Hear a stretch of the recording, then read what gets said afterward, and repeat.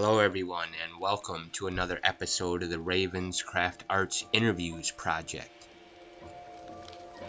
Today we get to have a talk with Art Mason. He is the creator and organizer of the Peaceful Warriors Martial Arts Institute. Art was originally from Canada, but now he lives in a beautiful country called Brezov, Romania.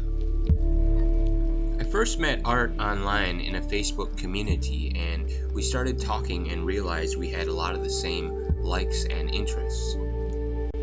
Art is also a follower of Odin and the Norse path, but not only that, I notice he has mutual respect for anyone he talks with or encounters.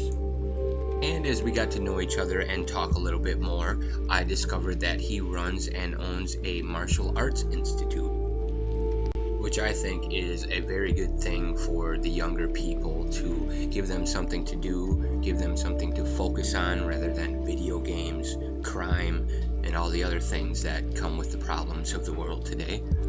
Just want to thank Art for sitting down and taking the time to talk with us about his experiences and what he's done with his life and his following, and of course for what he's done for many of the other people out there he's helped with his martial arts training. He has done us a favor and taken a few pictures and video clips of the beautiful country that he lives in. So I'm going to share this little video clip with you and the images he sent to us, and then we will cut into the interview with Art Mason. Thank you to all the viewers and Art Mason, and I hope you enjoy.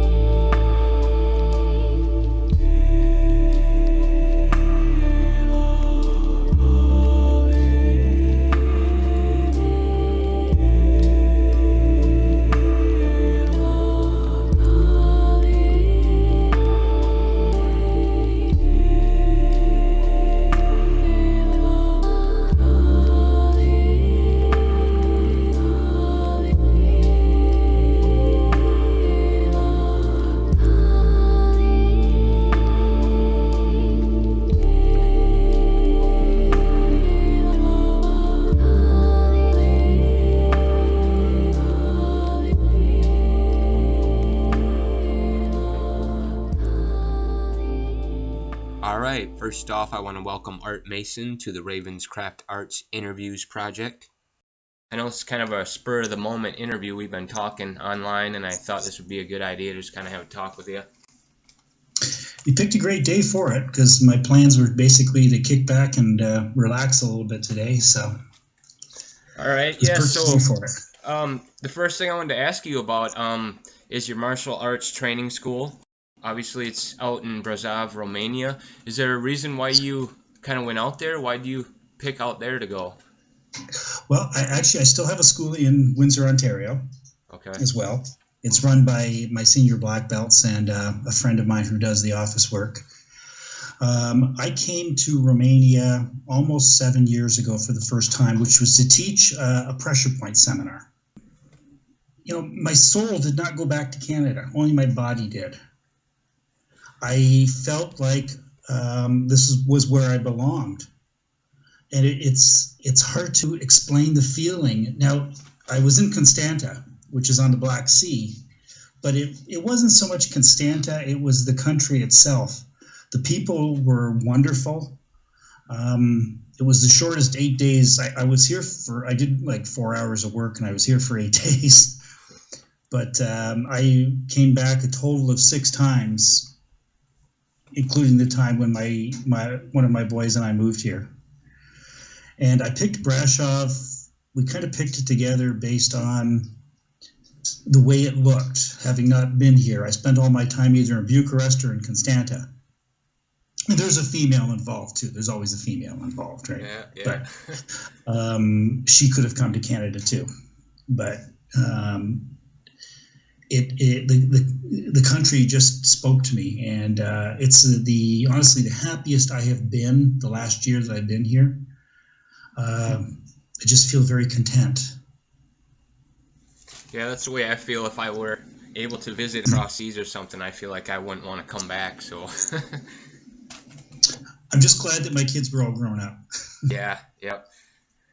So the martial arts training school, it's called Peaceful Warriors. Did anyone get you started? You know, did anyone inspire you to start doing this, or was just this kind of something you started on your own?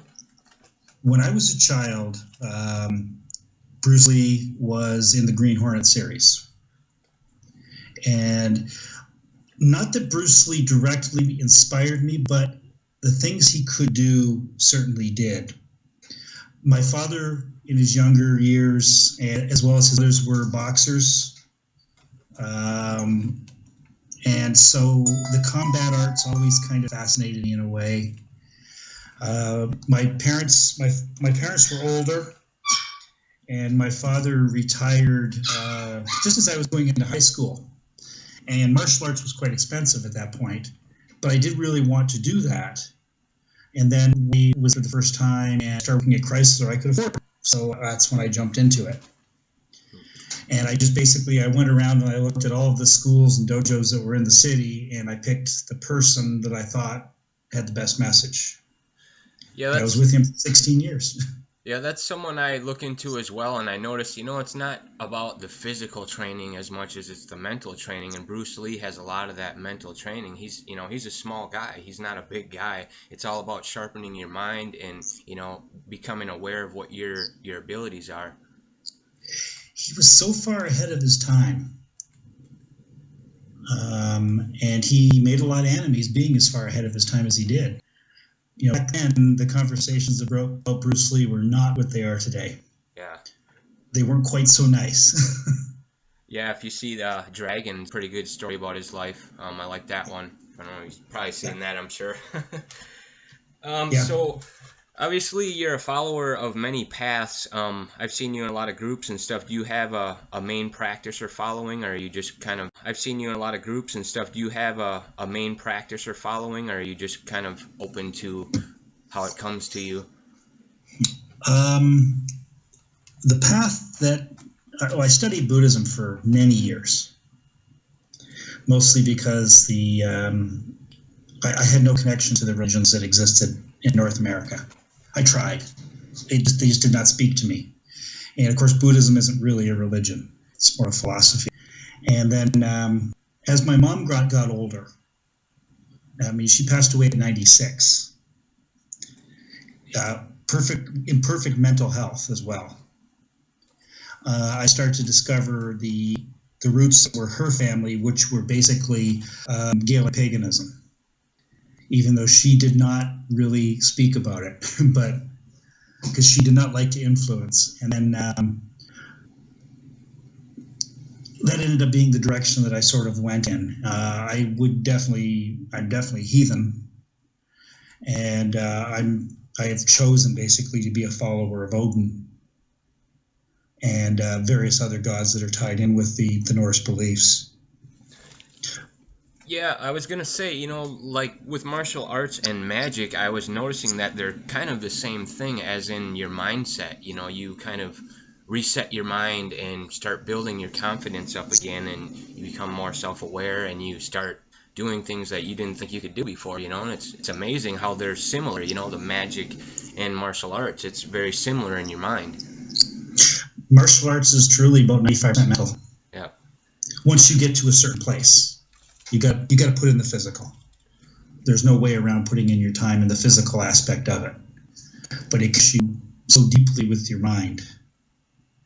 Right, and it's hard to like, and I notice it's hard to apply and stay on track with the self-discipline and having to keep to it every day or even every week.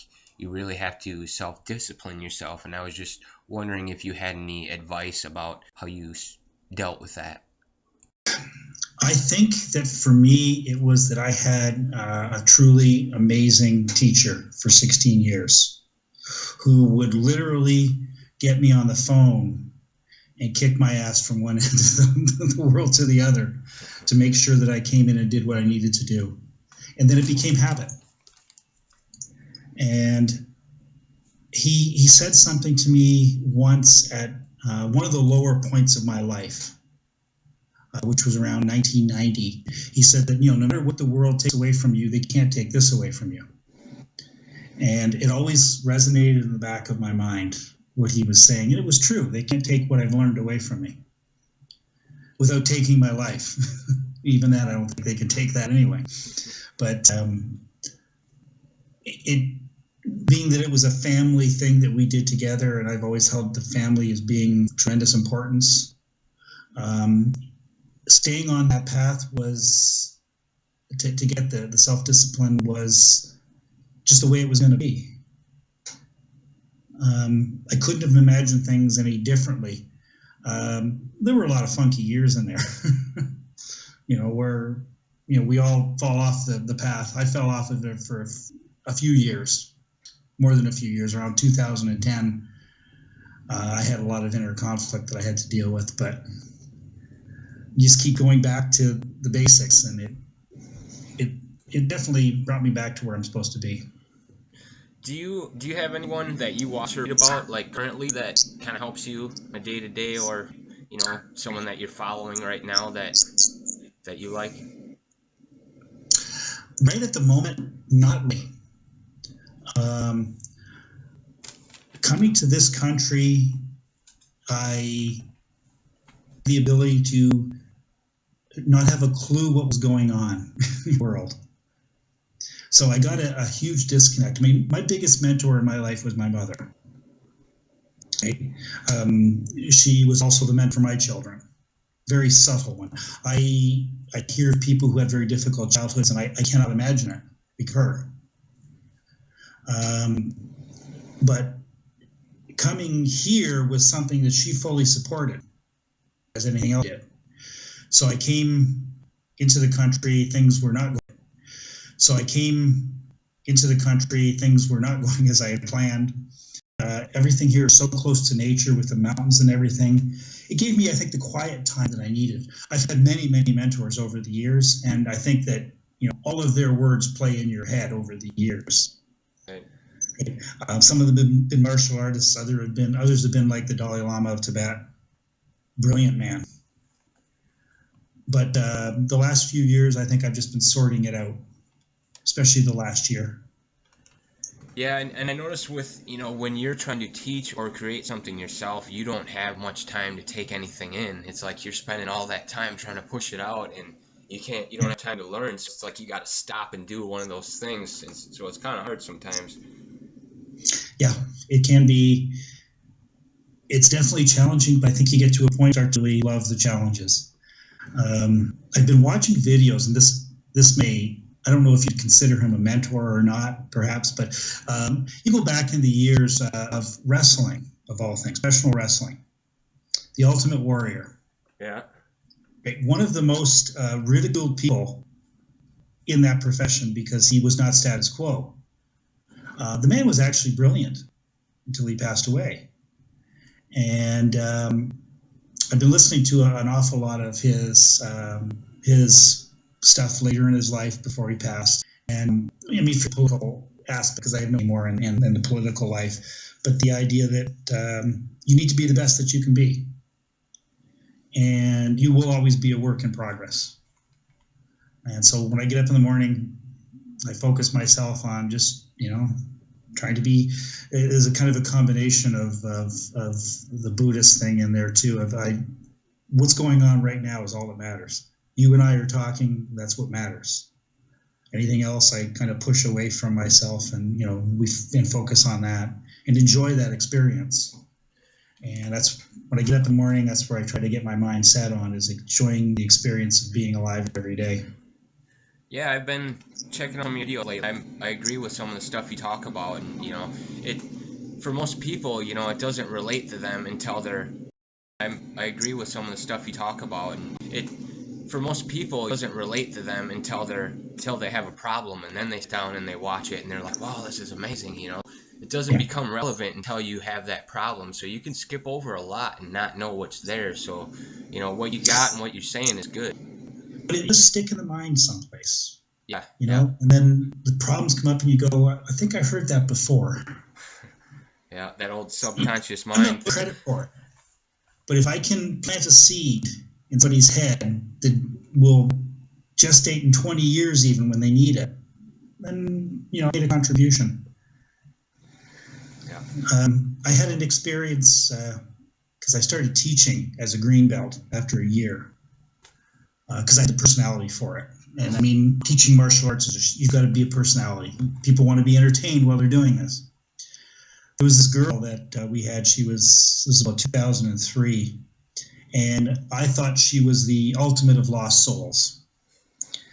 She was very dark, tossed around from her home, killed in high school, and she just disappeared. Never heard from her again. Around 2010, I had an email from this girl at the Canadian Imperial Bank of Commerce, and it turned out to be her. She had completely straightened her life around. She was it was a loan officer or something with the bank, and she said, I just want you to know that I did hear what you were saying, even though, you didn't think so at the time.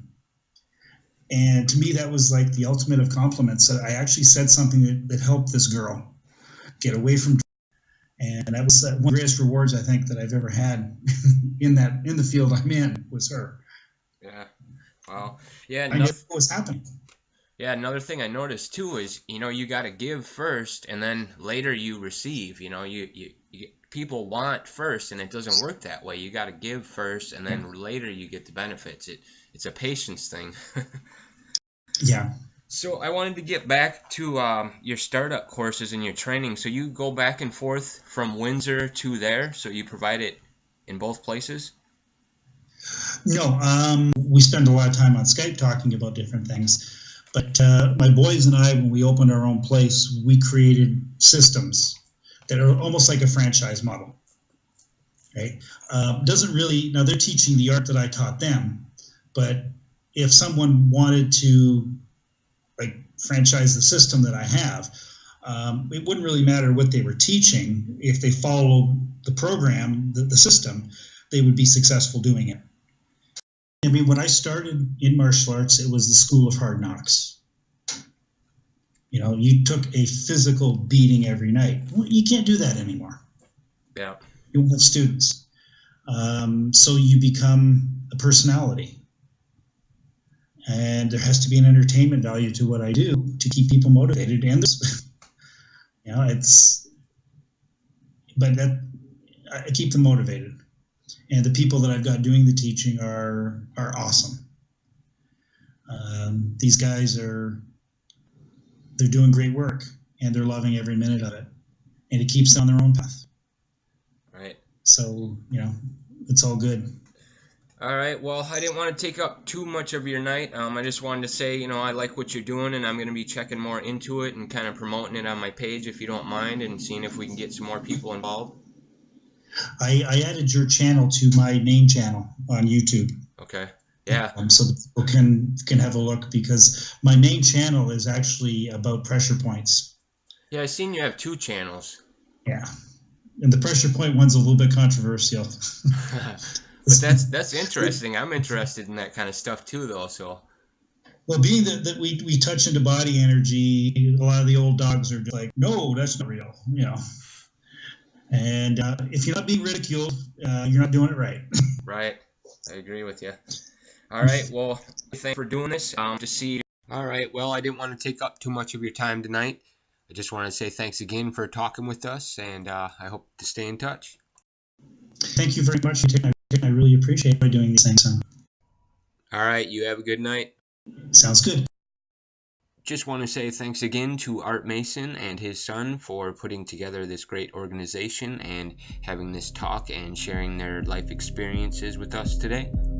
If you are interested in the martial arts or looking to support Art Mason and his cause, go check out the Peaceful Warriors Martial Arts Institute.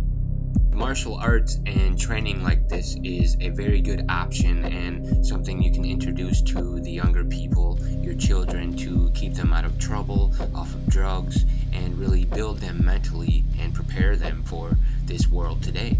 So, thanks to all the viewers and supporters out there. We are building great things. We have much more to come. So keep watching, keep supporting. We appreciate everyone. And like I always say, stay on the positive path.